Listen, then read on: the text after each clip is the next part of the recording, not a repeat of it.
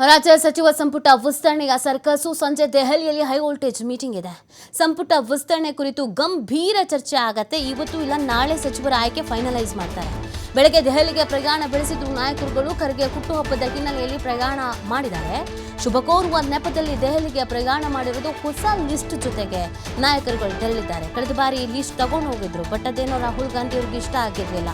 ಪ್ರಾಂತ್ಯವಾರು ಸಮುದಾಯವಾರು ಎಲ್ಲ ಇಲ್ಲ, ಬೇಡ, ಹಳೆಬ್ರನ್ನೇ ಮತ್ತೆ ಕೂರಿಸಿದ್ದೀರಾ, ಇಲ್ಲಿ ಇನ್ನೊಂದು ಪಟ್ಟಿ ಮಾಡ್ಕೊಬನ್ನಿ ಹೋಗಿ ಅಂತ ಕಳಿಸಿದ್ರು. ಸೊ ಹಾಗಾಗಿ ಒಂದು ಪಟ್ಟಿ ತಗೊಂಡೇ ಹೋಗಿದ್ದಾರಂತೆ.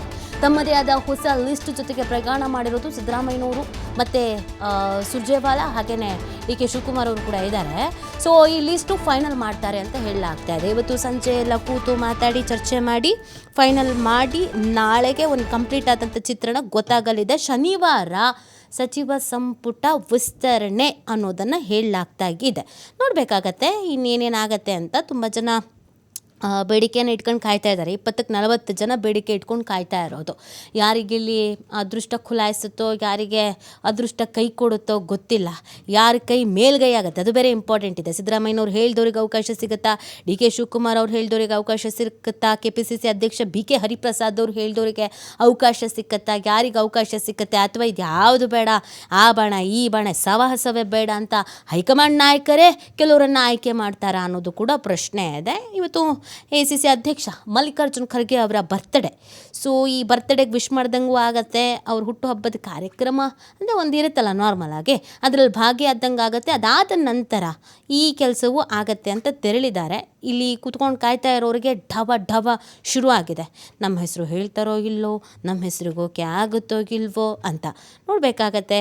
ಯಾವ ಮಾನದಂಡದ ಮೇಲೆ, ಯಾವ ಬೇಸ್ ಮೇಲೆ ಆಯ್ಕೆ ಮಾಡ್ತಾರೆ ಅಂತ ಸಿಕ್ಕಾಪಟ್ಟೆ ಆ್ಯಂಗಲ್ಸ್ಗಳಿದೆ ಅಲ್ಲ. ಪ್ರಾಂತ್ಯವಾರು, ಸಮುದಾಯವಾರು, ಹಿರಿಯರು, ವಲಸಿಗರು, ಆ ಬಣ ಈ ಬಣ, ಅದ್ರ ಮಧ್ಯದಲ್ಲಿ ಹೈಕಮಾಂಡ್ ನಾಯಕರು, ಕ್ಷೇತ್ರದಲ್ಲಿ ಯಾರು ಜನಪ್ರಿಯರೋ ಅದೆಲ್ಲ ಲೆಕ್ಕಾಚಾರ ಹಾಕ್ಕೊಂಡು ಕಳೆದ ಬಾರಿಗೆ ಯಾರಿಗೆ ಅವಕಾಶ ಕೊಡಲಾಗಿದೆ.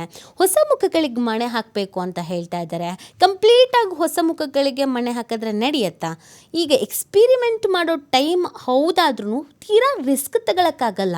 ಚುನಾವಣೆಗಳ ಸಮೀಪದಲ್ಲಿದೆ. ಗ್ರಾಮ ಪಂಚಾಯತಿ, ತಾಲೂಕ್ ಪಂಚಾಯತಿ, ವಿಧಾನಸಭೆ, ಲೋಕಸಭೆ. ನಾವೇನೋ ಹೊಸದಾಗಿ ಎಕ್ಸ್ಪಿರಿಮೆಂಟ್ ಮಾಡ್ತೀವಿ ಅಂತಂದು ಆಮೇಲೆ ಸಮಸ್ಯೆ ಆಗಿಬಿಟ್ರೆ, ತುಂಬ ಜನ ಮುನಿಸ್ಕೊಂಡು ಕೂತ್ಬಿಟ್ರೆ ಅವ್ರನ್ನೆಲ್ಲ ಓಲೈಸ್ಕೊಂಡು ಕೂತ್ಕೊಳ್ಳೋದು ಕಷ್ಟ ಆಗತ್ತೆ. ಸೊ ಹಾಗಾಗಿ ಏನು ಮಾಡಿ ಆಯ್ಕೆ ಮಾಡ್ತಾರೆ, ಯಾವ ಲೆಕ್ಕಾಚಾರದಲ್ಲಿ ಆಯ್ಕೆ ಮಾಡ್ತಾರೆ ಅದು ಇಂಪಾರ್ಟೆಂಟ್ ಆಗುತ್ತೆ. 1-2-3 ಸ್ಥಾನವನ್ನು ಹಾಗೆ ಉಳಿಸ್ಕೊಳ್ಬಹುದಾದ ಚಾನ್ಸಸ್ ಕೂಡ ಇದೆ.